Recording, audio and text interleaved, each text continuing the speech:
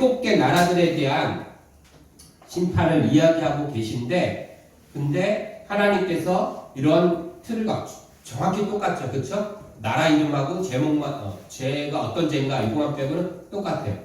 그러면 우리가 지금 성경을 보면 줄이 안 그어지고 있는 몇 군데가 보여요. 그렇죠? 이렇게 다 거의 다 거졌는데 안 그어지는 데가 몇 군데가 보여요. 이것은 뭐냐면 요거는 공통이에요. 공통인데 4개의 나라에 대해서는 추가로 언급되는 부분이 있어요.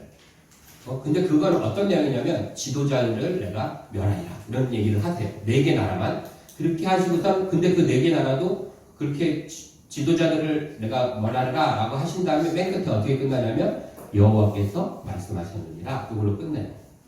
그 4개 나라. 근데 어쨌든 7개 나라의 전체 공통점은 요 구절이에요. 자, 우리가 왜 이걸 살펴보면 이것을 보면서 우리가 알 수 있는 것들이 있어요. 지금 아모스서 1장 2장에서 또 아모스 전체도 있지만 1장에서 하나님께서 이방 나라들 또 주변 나라들에 대한 심판을 말씀하시는 것이 그냥 하나님께서 그들의 죄악을 보고서 진노하셔가지고 그들을 벌하겠다라고 하시는 게 아니다라는 거예요. 이런 형식이 딱 갖춰져서 쭉 나가고 있다라는 거. 마치 재판장에 있는 글 같지 않아요? 호소문, 판결문, 법조문 같은 느낌이 들죠. 형식을 딱 갖춰서 하나님께서 하는 거예요. 재판하면 우리는 하나님의 뭐죠? 어떤 단어? 정의. 지금 하나님께서는 정의를 행하신다라는 것을 보여주시는 거예요. 그래서 저희가 정의와 공의에 대한 공부를 한 겁니다. 앞에서.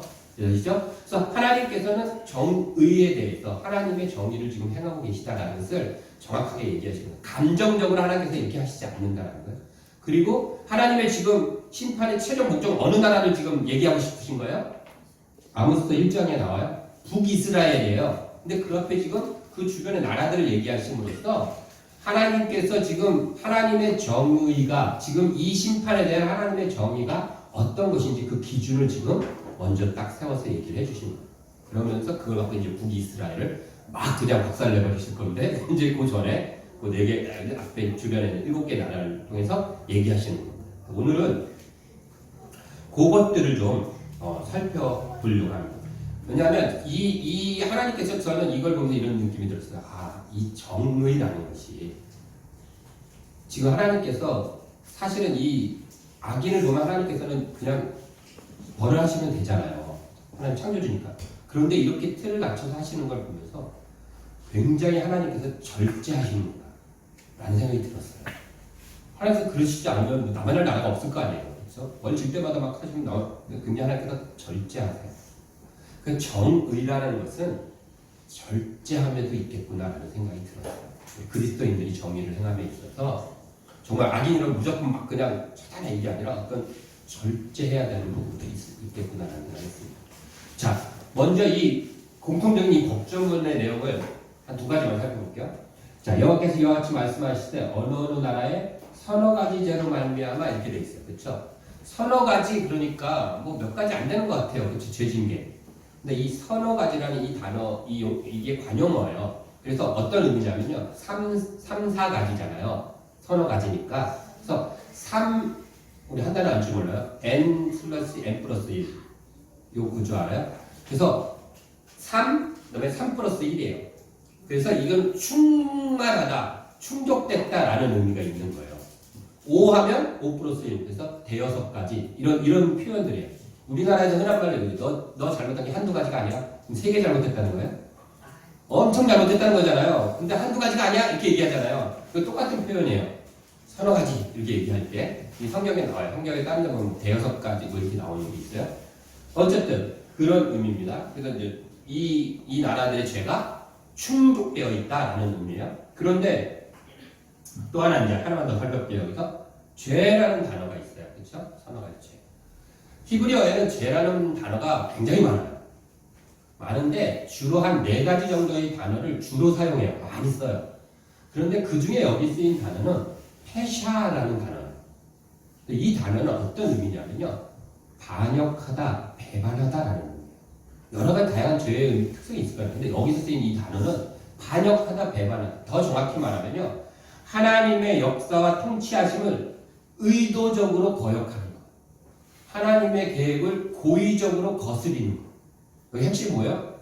의도적이고 고의적으로 하나님을 대적하는 거. 이게 반역이잖아요. 그렇죠? 이런 것, 죄를 말할 때 쓰이는 단어예요. 그러니까 지금 이 나라들의 죄는 그런 죄겠죠. 죄사. 그렇죠? 그것을 염두에 두고 이제 이 나라들의 죄에 대해서 우리가 살펴보려고 합니다. 7개 나라인데 이거 다 살펴보려면 밤새겠죠? 네. 일단 맨 마지막 유다는 빼고 6개 나라 살펴보는데 이 유다도 할 건데 어쨌든 6개 나라들이 이렇게 좀 연관성이 있는 나라들이 2개씩 이렇게 있더라고요. 그래서 그 나라들의 2개씩 묶어서 간단히 볼 겁니다. 일단 지도를 한번 잡으세요. 자, 제가 설명할게요. 이쪽이 북이스라엘이고, 내가 지도를 제가 잘못 넣은 것 같아요. 이걸로 그냥 합시다. 이쪽이 북이스라엘이고, 이쪽이 남쪽 유다예요. 그렇죠? 여기가. 그런데 지금 거기에 나오는 나라들은 여기 아람, 그다음에 여기 블레셋, 그리고 여기 두로, 이게 두로도 도시지만 나라예요. 우리 에스겔서에서 살펴봤어요.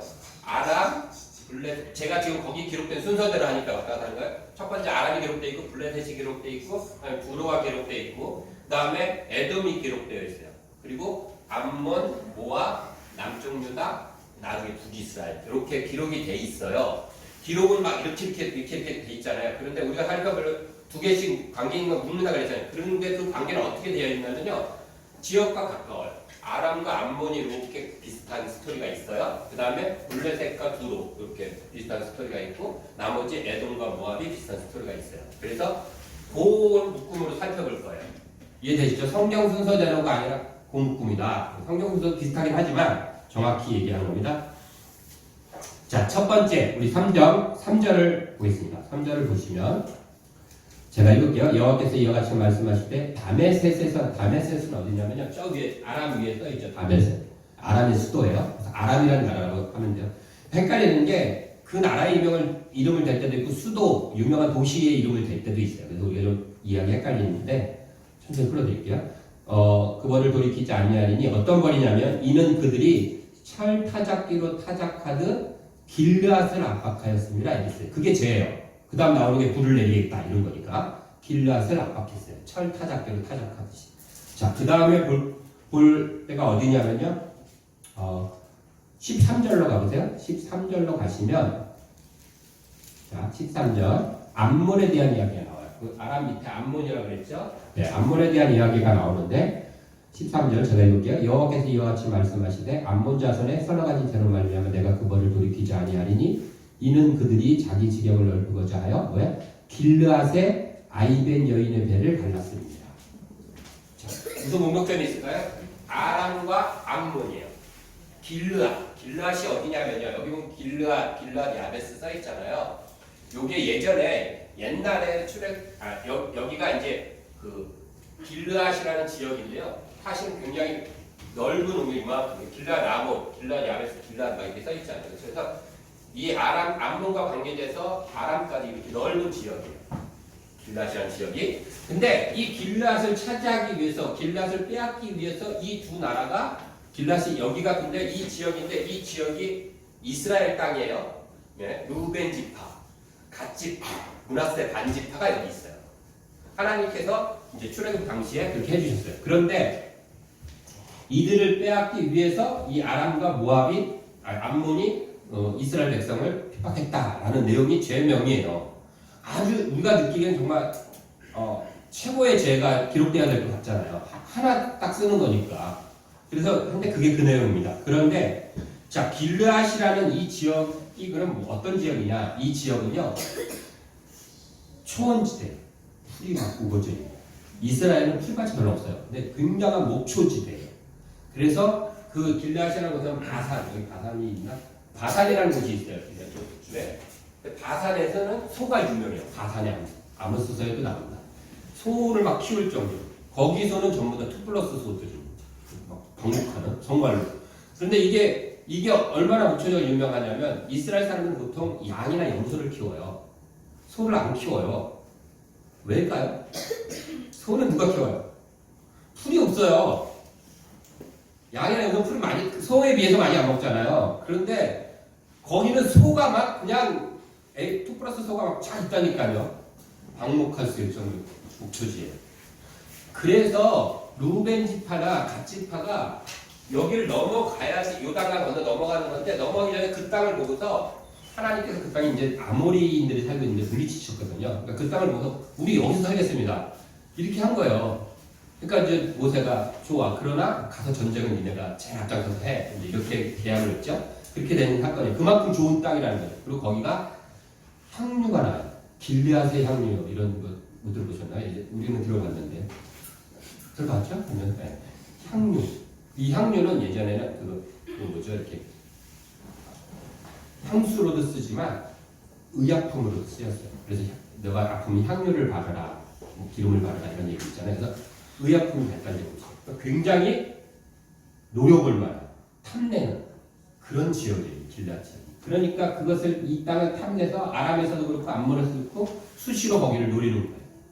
그래서 성경에 보면 그 열왕기하 10장에 보면 그 암몬 같은 경우는 끊임없이 이 길르앗 지역을 길르앗의 모든 지역을 끊임없이 공격하고 침입했다라고 기록이 돼 있어요. 그래서 온 루벤 지파 사람, 므낫세 사람, 뭐 갓 지파 사람들을 끊임없이 공격하고 했다라는 이야기가 되어져 있습니다. 그런데 뭐 사람이 살면서 나라가 고대 시대에 땅 뺏으려고 할 수도 있죠. 그렇죠? 그거는 전쟁을 하잖아요. 그런데 중요한 것은 어떻게 했느냐 그랬더니 3절에 보니까 뭐라고 했대요? 철 타작기로 그들을 타작하듯이 길르앗을 압박했대요. 사절 하나 급하게 찾았는데 이게 철 타작기예요. 이 고대 시대에는 이런 모양은 아닐지 몰라도 어떤 이렇게 굴러가면서 철이 돼 있고 철사들이 삐쭉삐쭉한 철사들이 막 튀어나와 있는 거죠. 저도 농사 안 잡아서 몰라요. 어떻게 쓰는지도 모르고. 근데 이게 굴러가는 것 같진 않아요. 그쵸? 여기다가 갖다 맺히는 것 같긴 해요. 그쵸? 그런 거죠? 네. 이게 돌아가고 사람들이 이게 돌아가요? 여기다 맺히는 거죠? 그렇게 하는 겁니다. 네. 근데 고대에도 그랬는지 모르겠어요. 근데 비슷한 이유로 했겠죠. 철 타작하듯. 타작은 때리는 거잖아요. 그러니까 사람들을 길르앗에 있는 이스라엘 백성들을 이 암몬 사람들이 막 그냥 했다는 거예요. 땅만 뺏은 게 아니라. 그러니까 아주 나당 하나까지 철저하게 부셔버리겠다 이런 의미잖아요.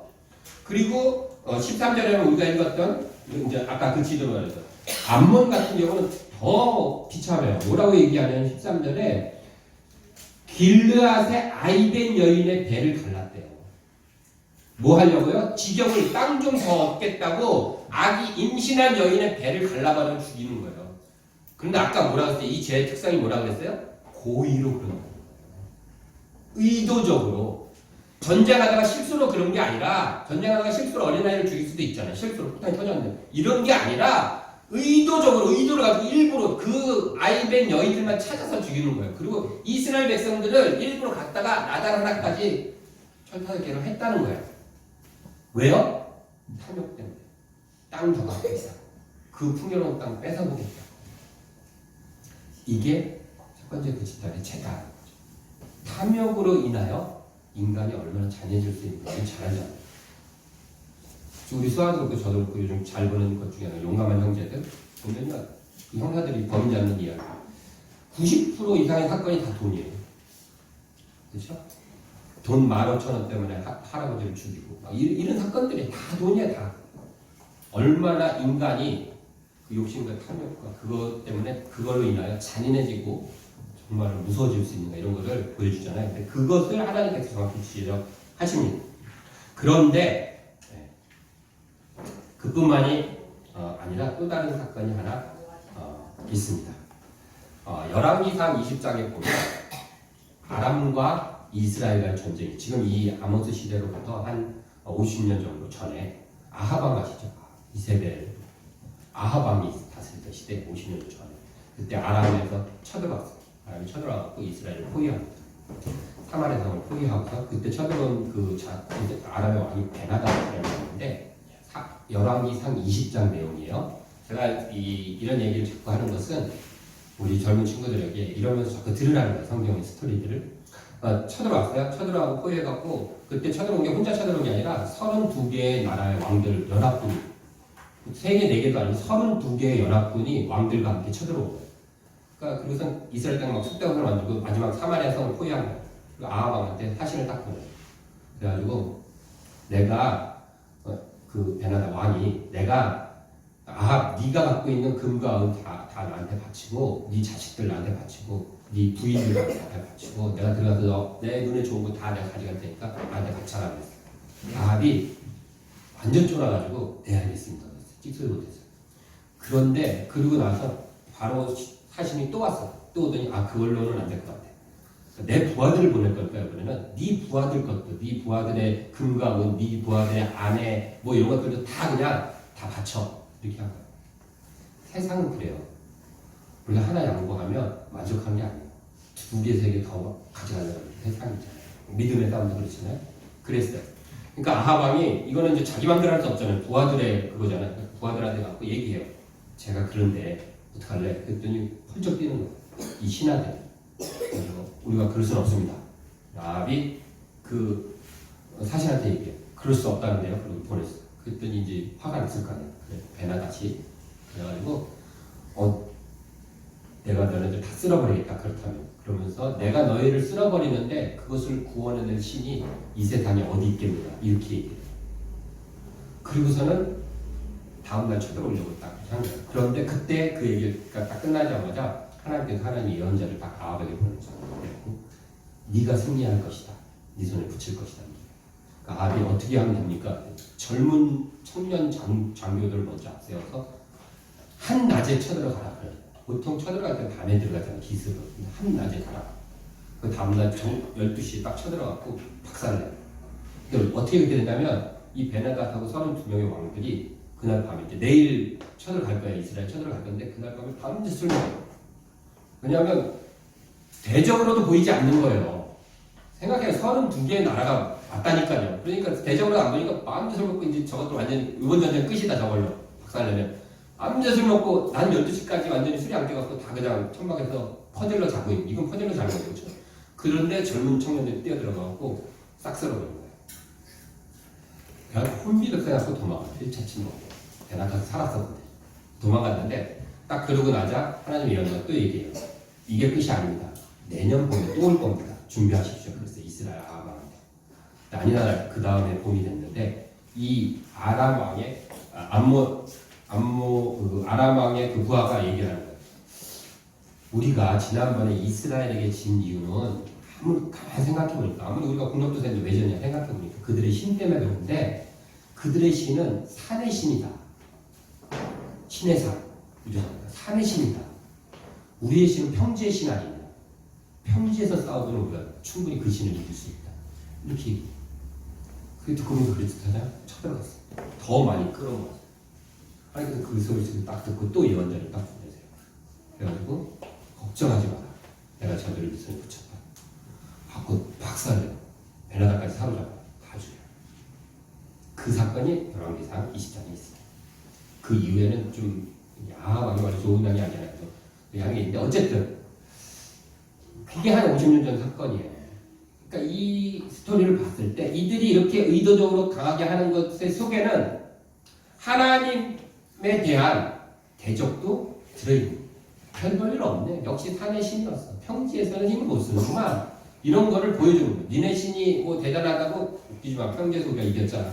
그래서 막 씨를 말려버리면서 이거 아니다 라고 하는 거죠. 그것을 하나님 뭐라 그래요? 반역이다. 죄다라고 얘기하시는 거. 이런 생각이 들었습니다. 하나님은 산에 계신 분만 아니라 평지에도 계세요. 교회에만 계신 게 아니라 여러분들이 살아가는 회사에도 계세요. 거기서도 하나님이신 거죠. 예배 때만 내 옆에 계시는 것이 아니라 우리가 매일매일 살아가는 모든 삶의 현장에도 하나님은 그곳에서도 하나님이신 거예요. 산의 신만이 아니라 평지의 신도 되신다라는 거예요. 온 세상에 하나님이 되시기 때문에. 근데 우리가 그런 것을 생각하지 않고 마치 교회에서는 하나님 계신 것처럼 하나님 모든 걸 다 것처럼 하고 나가서는 하나님하고 상관없는 사람처럼 살아간다면 하나님 없다라고 얘기하는 거랑 똑같고 그것은 반역이다라는 거예요. 그것을 하나님이 이 두 나라에 대해서 이야기하고 계십니다. 두 번째 나라들 또 살펴보겠습니다. 좀 봅시다. 이 나라들은 때 제가 좀 황당해요. 6절 보시면 다시 두 번째 나라들은 블레셋과 두로예요. 근데 블레셋이라고 이름을 안 하고 처음에 가사라고 해요. 가사는 블레셋의 도시예요. 6절 여호와께서 이와 같이 말씀하되 가사의 서너 가지 죄로 말미암아 내가 그 벌을 돌이키지 아니하리니 어떤 죄냐면 이는 그들이 모든 사로잡은 자를 끌어 에돔에 넘겼습니다. 이스라엘 사람들 포로로 잡아서 에돔에 넘겼다. 이게 니네들 죄야 이렇게 얘기해요. 좀 이상하죠? 자, 9절에도 똑같아요. 9절 보면 여호와께서 두로의 서너 가지 죄로 말미암아 그 벌을 돌이키지 아니하리니 이는 그들이 그 형제의 계약 기억하지 아니하고 뭐래요? 모든 사로잡은 자를 에돔에 넘겼습니다. 이래서 둘을 묶은 거예요. 사로잡은 자를 여기서 사로잡은 자는 이스라엘 사람들이에요. 이스라엘 사람을 포로 잡아서 에돔에 넘겼다는 거예요. 이게 그 두 나라의 죄예요. 얘하고 얘. 두로는 우리가 에스겔서에 살펴봤어요. 두로는 전쟁하는 나라가 아니에요. 상업의 국가예요.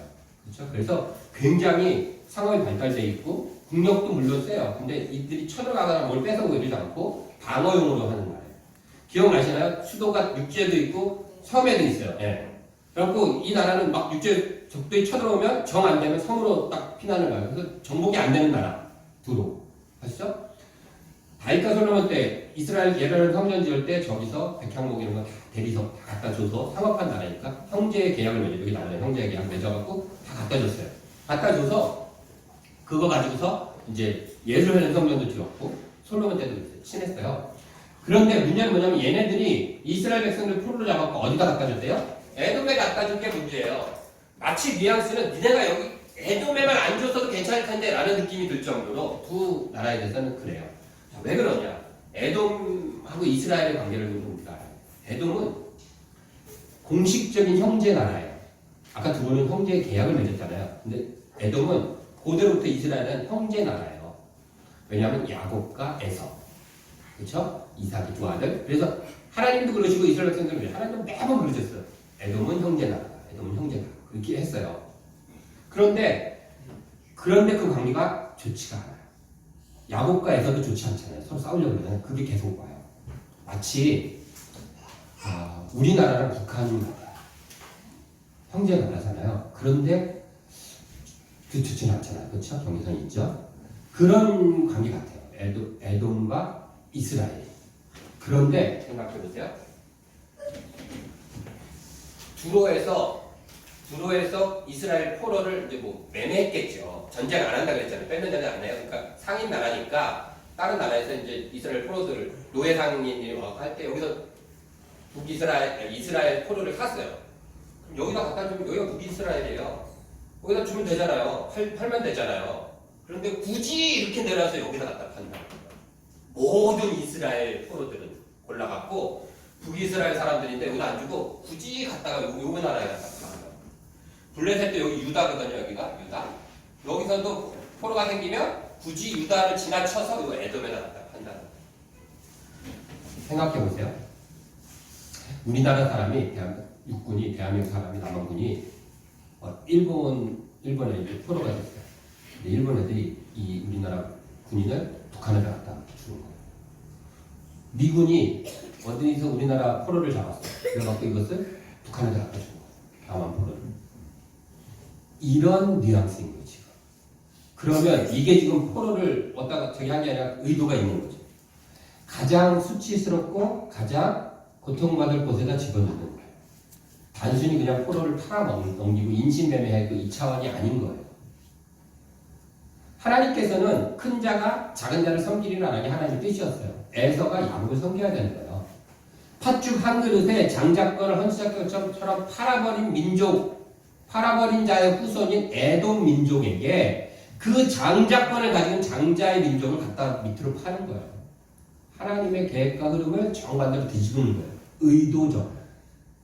그래서 사람들에게는 어떻게 이스라엘 백성에게는 사실 다른 모든 나라 다 팔려가도 에돔에는 안 갔으면 하는 거예요. 우리도 그러잖아요. 북한에 우리가 팔려가는 거는 상당히 제일 그렇잖아요. 껄끄럽잖아요. 그런 느낌인 거예요. 그렇게 만드는 거죠. 그래서 가장 수치스럽고 고통스러운 방법으로 괴롭히는 거예요.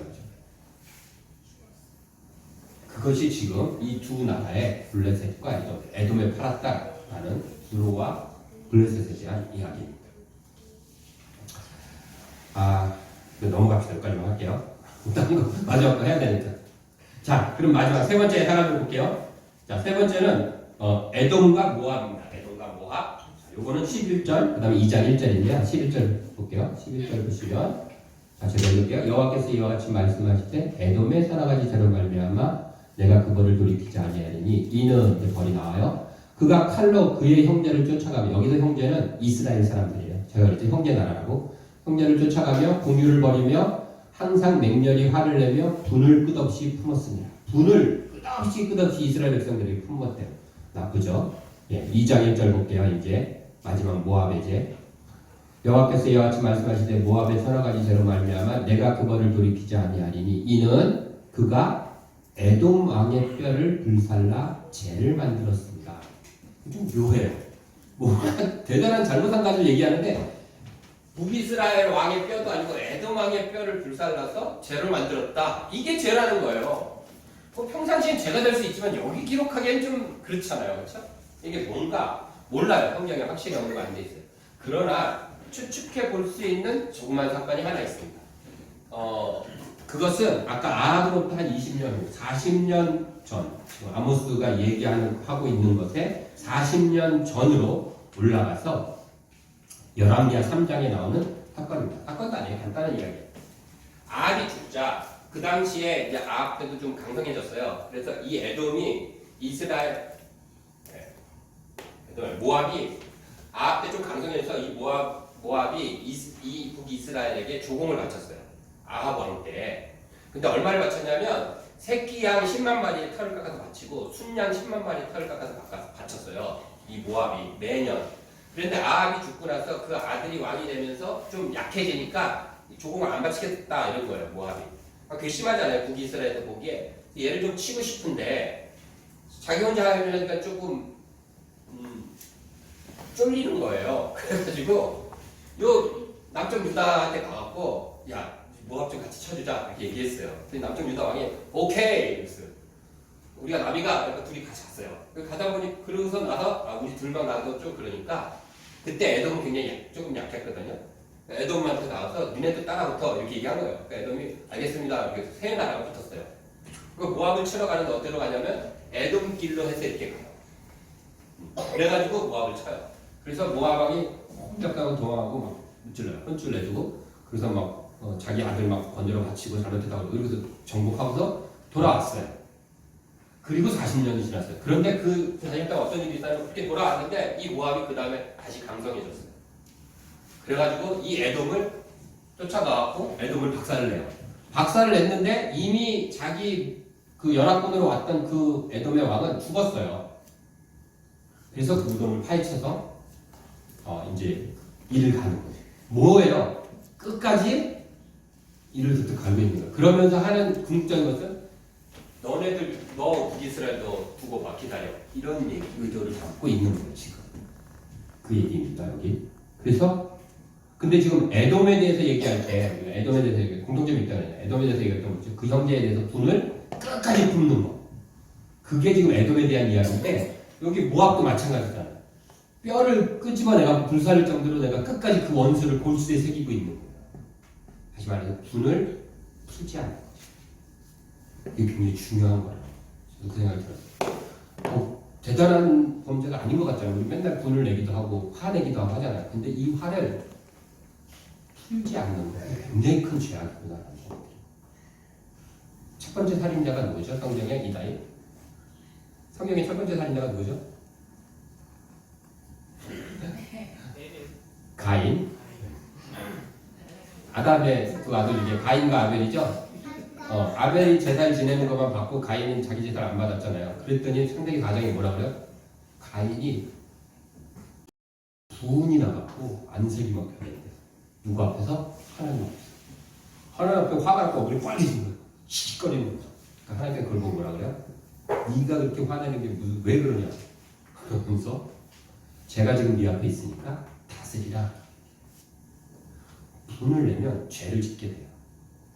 그래서 분을 끝까지 품으면 안 돼요. 우리가 공의 배우면서 그랬죠. 우리한테 잘못한 사람이 있어도 그 사람이 벌 받는 걸 보면 끝까지 아유 잘 됐어 고소해 쌤통이야 그럼 끝나면 안 된다. 그 다음에 어떻게 해야 돼요? 그 그의 마음에 공감하면서 다가갈 수 있는 거. 거기까지 가야 동의가 된다는 거예요. 정의만 있는데 하나님이 그 얘기 하시는 거예요. 정확하게. 두 나라가 분을 끝까지 품었다.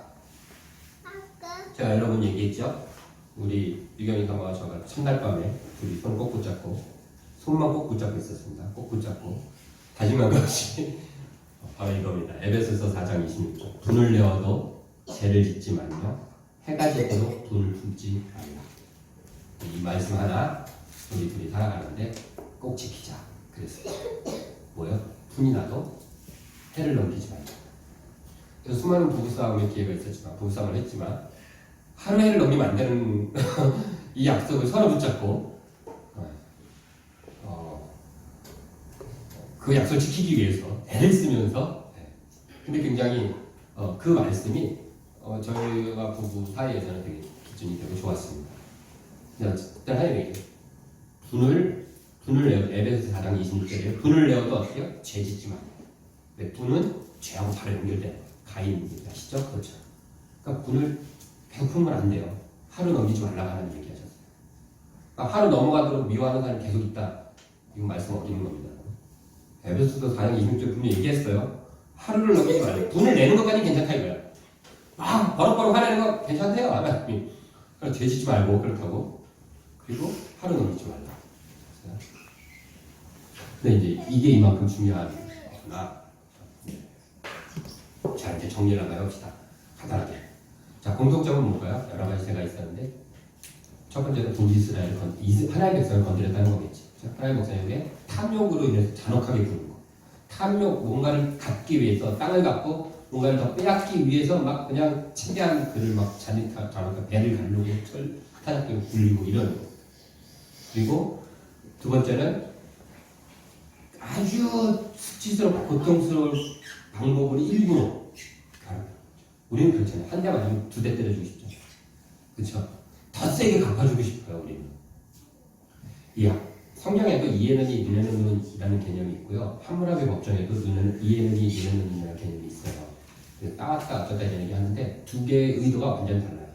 함무라비 법정에 있는 이에는 이 눈에는 눈은 네가 어떤 일을 당하면 반드시 네가 당한 만큼 보복하라는 거예요. 그런데 성경에 쓰여져 있는 이에는 이 눈에는 눈이라는 개념은 네가 어떤 일을 당했을 때 그 이상의 보복을 하지 말라. 안 하면 제일 좋고 하지만 보복을 하게 된다면 갚아주고 싶다면 그 이상 넘어가지 마. 한 대 맞으면 두 대 때리고 싶은데 두 대 때리면 안 된다는 거예요. 참던지 아니면 정 때리고 싶으면 한 대 이상 때리지 마라. 이런 차원이에요. 왜요? 인간이 그러니까 분을 품으면 안 풀잖아요. 밤새 갚는다고 그러잖아요. 살인까지 가잖아요. 그게 살인할 만한 일이었을까요? 그렇지 않잖아요. 가히 죄다 지낸 건데. 근데 그게 계속 품으니까 간단 말이에요. 근데 우리가 그거를 금해야 된다. 이런 것들이 이제 이스라엘에 대해서 그렇게 했던 것들, 그 다음에 악랄한 일들. 이게 이제 공통적으로 하나님이 그들을 심판하는 일이에요. 그런데 이제 오늘 하고 싶었던 얘기 사실 이건데. 그런데 이 하나님께서 이 북이스라엘 주변의 이 나라들, 제가 이방이라고 하는 나라들, 이 나라들에 대한 심판을 기록한 이 기록의 압권은 바로 7번째 나라 남유다에 있어요. 뭐냐면요, 우리 금방 확인해봤지만 6 주변 나라들이 있고 마지막 7번째 남유다도 그것에 기록되어 있었잖아요, 그렇죠? 그런데 그 남유다도 다른 나라들과 똑같이 기록하고 있다. 다시 말해서 하나님의 나라라서 넌 좀 내 나라니까 봐줄게 이게 아니야. 똑같은 취급을 하고 계셔 지금 하나님께서. 그것도 예루살렘 성전이 있는 남유다도 뭐 특별하게 대한 건 1도 없이 똑같이 정확히 취급하게. 예루살렘 성을 무너뜨리려고 불을 내린다고. 여기가 하나님 하고 싶은 포인트인 거예요. 너네는 뭐 더 나으냐? 예수님 너 내가 너를 더 봐줄 것 같으냐? 얘기하는 것이죠. 교회 열심히 예배드리고 주일 안 빠지고 헌금 열심히 하고 예배 잘 드린다고 그런다고 네가 세상에 나가서 이웃을 미워할 때 봐줄 것 같으냐? 아니다. 하나님의 정의에는 똑같아요. 똑같이 취급하신다라는 자체가 하나님이 우리에게 하시는 질책인 거예요. 그래서 남유다를 하나님께서 무심하게 보다 탁 갖다가 똑같이 취급해서 놔두시는 거예요. 그러면서 하나님 말씀하십니다. 너희는 뭐가 다르냐? 하나님께서 이스라엘 백성, 하나님의 백성을 모욕 주고 건드리고 핍박하는 사람들을 하나님께서 심판하세요. 그러면 하나님의 백성이 그걸 보고 거봐, 난 하나님의 백성이니까 나 건드리면 너 심판받아. 그리고 좋아하는 거 그것처럼 부끄럽고 멍청한 일이 없다라는 거예요. 내가 너희를 건드리는 자들을 심판하는 것은 너희가 그들보다 더 거룩하고 더 정의롭게 사는 민족이기 때문이다라는 거예요. 그렇게 살라는 말이다라는 거예요. 그러기 위해서 너희를 건드리면 심판하는 것이지 니네가 이쁘고 특별하게 보호해주고 사랑스러워서가 아니다라는 거예요. 그것도 모르고 좋아한다면 정말로 바보고 부끄러워할 일이다라는 얘기죠. 하나님이 그 얘기를 지금 남유다를 다 갖다 놓으시면서 하시는 거예요. 그리고 그 부끄러운 일이 무엇인지를 지금 앞으로 다음 시간부터 북이스라엘의 조목조목 지역을 따져서 이야기하신다. 아까 얘기했죠. 4개의 나라에 대해서는 지도자들에 대해서 얘기하신다. 특별히 하나님께서는 지도자들에 대해서 추가 고발을 하십니다. 관심이 있으세요. 교회도 마찬가지인 것 같아요. 아모스 전체에도 그런 흐름이 있어요. 지도자예요. 교회에서의 지도자, 영적 지도자라면 물론 저나 엘레가네 같은 사역자들일 것입니다.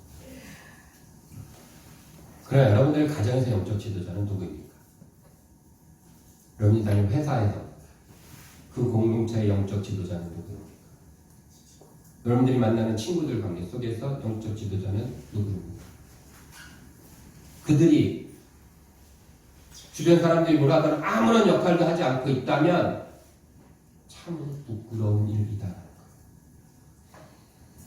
설교를 준비하면서 부끄러움에 대한 글들을 찾다가 윤동주 시인의 쉽게 쓰여진 시라는 시를 찾게 됐습니다. 윤동주 시인 아시죠? 윤동주 시인은 독립운동을 하지는 않았습니다. 몸으로. 그러나 시를 통해서 나라 이전 아픔과 독립에 대한 그런 운동을 했던, 그리고 이제 죽으셨죠. 감옥에서. 가장 유명한 서시가 있죠. 그런데 그 시집의 첫 번째가 서시고요. 맨 마지막 시가 지금 제가 읽고 있는 쉽게 쓰여진 시라는 시입니다. 그 시인은 이렇게 얘기해요. 이제 자기는 시인이기 때문에, 천명, 직업이 시인이기 때문에 어떤 상황에서도 오늘도 또 시를 써야 된다. 이런 내용을 하면서 자기 어릴 때 동무들이 하나둘 사라져가고 독립나라 죽는 거죠. 그럼에도 불구하고 시를 쓰는 그런 상황이 있는 거예요. 그러면서 이 얘기를 해요. 인생은 살기 어렵다는데 시가 이렇게 쉽게 쓰여지는 것은 부끄러운 일이다. 인생은 살기가 어렵고 세상은 엉망으로 가고 죽고 하는데, 그런데 시가 이렇게 쉽게 쓰여지고 있다는 사실은 나는 그거랑 아무 상관없다는 듯이 쉽게 편안하게 잘 살아가고 있다는 것은 부끄러운 일이다. 말씀 생각하면서 이 시를 보면서 그런 생각이 들었습니다. 저 여러분들은 누가 뭐라 그래도 그리스도인입니다. 그리고 저 여러분들이 속해 있는 모든 공동체 안에서 영적인 리더들입니다. 주변의 사람들이 힘들어하고 죽어가고 쓰러지고 있는데, 어리고 약한 자들이 연약한 자들을 보이는데도 불구하고 세상에 타협하고 모르는 척 외면하면서 쉽게 살아가고 있다면, 저항하지 않고 곤란한 일, 어려운 일, 체면 구기는 일, 불편한 일도 하지 않고 그냥 쉽게만 살아가고 있다면 그리스도인으로서 우리는 부끄러운 일인 것입니다. 아모스서 선지자의 그 외침처럼 우리가 하나님을 배반한 사람들이 아니라 하나님의 순종하며 나아가는 또 그리스도인으로서 우리의 삶의 모습들을 보이며 나가는 우리들이 되었으면 좋겠습니다. 기도하겠습니다.